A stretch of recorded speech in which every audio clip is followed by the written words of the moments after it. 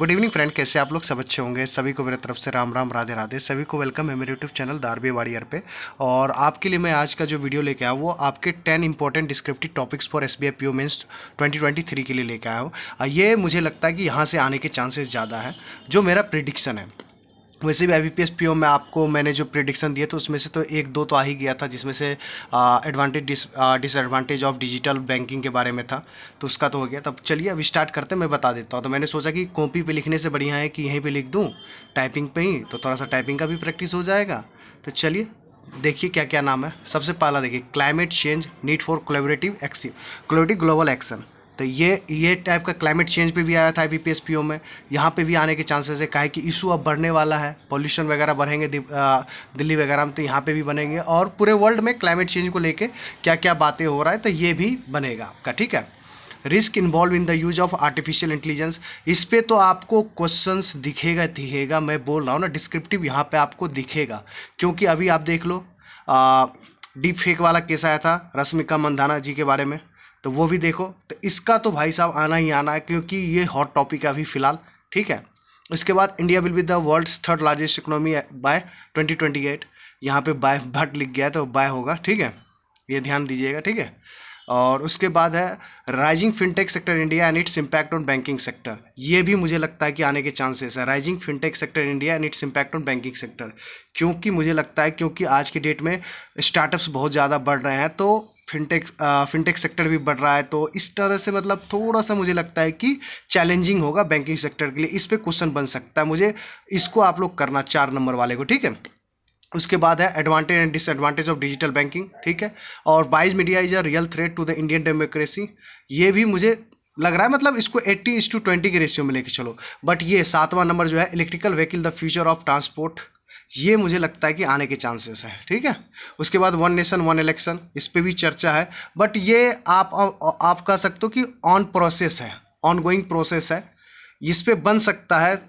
आपकी क्या राय है, पूछ सकता है कि पॉजिटिव इम्पैक्ट और नेगेटिव इम्पैक्ट या एडवांटेज डिसएडवांटेज क्या हो सकता है, तो इसके बारे में आपसे पूछ सकता है। ठीक है। उसके बाद देखो 9 में, empowering Indian women the women's reservation bill 2023।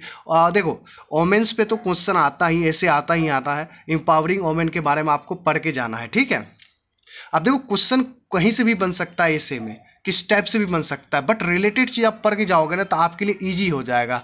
बिना पढ़ा हुआ ना इसे आप नहीं लिख पाओगे, तो फिर वो आप थिंकिंग ओवर थिंकिंग में क्या करोगे, दूसरा चीज सब डाल के लिख दोगे। तो आज के डेट में क्या है कि आर्टिफिशियल इंटेलिजेंस से चेक होता है, तो वो भी तेज हो गया है। ठीक है, थोड़ा सा हिसाब से। और ये वाला लास्ट वाला, the impact of UPI unified payment interface on India's landscape, ये आपसे क्वेश्चन बनने के चांसेस है। देखो जब भी आप बैंकिंग का एग्जाम देते हो ना, तो उसमें बैंकिंग से एक ऐसे ना आना ही आना है। उसी तरह लेटर में देखो, आपके ऑप्शन में 3-3 रहेंगे, लेटर में भी 3 या 2 रहेंगे, और ऐसे में भी 3 या 2 रहेंगे। ठीक है। तो उसमें से ना एक जो आपका होगा ना, ऐसे या लेटर ना, दोनों में से एक बैंकिंग से रिलेटेड न्यूज डेफिनेटली उसमें कवर्ड होगा। वो पूछेगा बैंकिंग के ही बारे में रिलेटेड, ऐसे में भी पूछेगा। जैसे आप देखें आईबीपीएस पीओ में उसने पूछा कि आपकी जो एटीएम माल फंक्शन है, तो उसके लिए एक लेटर लिखिए। उसी तरह एडवांटेज और डिसएडवांटेज ऑफ डिजिटल बैंकिंग के बारे में पूछा। तो आपसे ऐसा क्वेश्चन आपसे पूछ सकता है। ठीक है। तो इसके लिए घबराना नहीं है। और आपको क्या काम करना, एक काम और करना है, मैं यहाँ पे बता देता हूँ, यहाँ लिख रहा हूँ। ठीक है,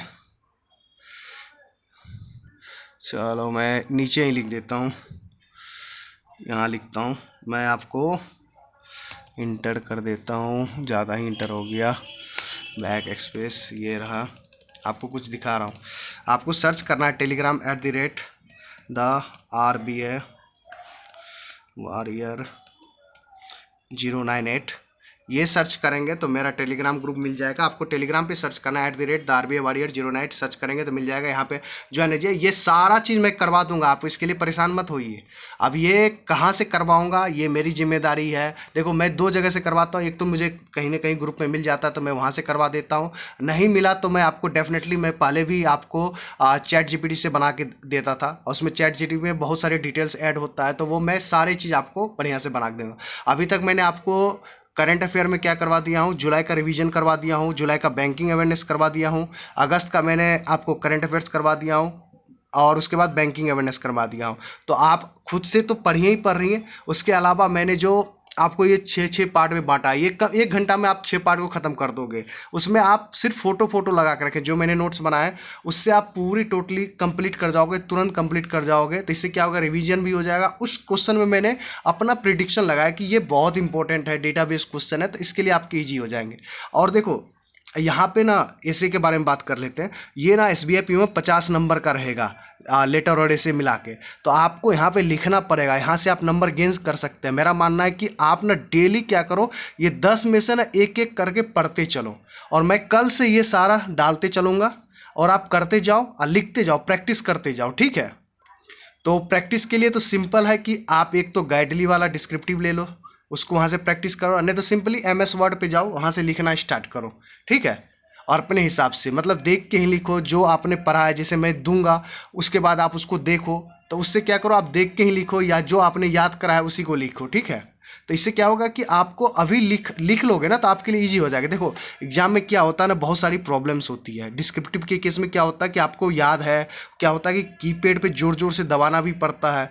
तो मेरा मानना है कि आप लेपी वाला, आप खास करके ये वाला कीपैड पर मत यूज करना, ठीक है। आप 150 का अलग से मंगवा लेना, उसका कीपैड यूज करना, आप लोग बहुत मजा आएगा। क्योंकि एग्जाम में ना आपको ये बहुत स्मूथली चलता है, जैसे आप करोगे हल्का भी टच करोगे ना, तो काम होते चलेगा। देखो नीचे हो रहा है ना, देखो DDYYTT ये हो रहा है ना, तो ऐसे होते चलेगा। बट क्या है कि एग्जाम में जो होता है ना कीपैड, वो थोड़ा सा स्ट्रांग होता है, तो ऐसे ऐसे करना पड़ेगा, जो से ठक ठक मारना पड़ेगा।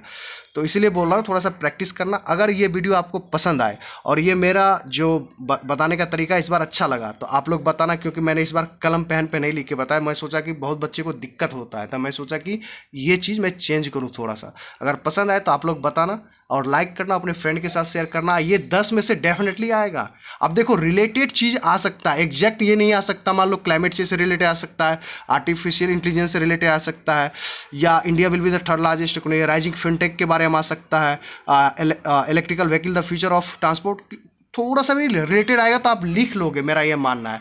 तो आप फोकस करो कि थोड़ा बहुत अंडरस्टैंडिंग करने का, कि मुझे इसके बारे में पता होना चाहिए, तभी वहाँ पे आप लिख सकते हो। ऐसा नहीं कि कोई एग्जैक्ट ही मतलब आ जाए, आपके एग्जैक्ट आ जाए तो और बढ़िया बात है, और थोड़ा बहुत तोड़ मरोड़ का है।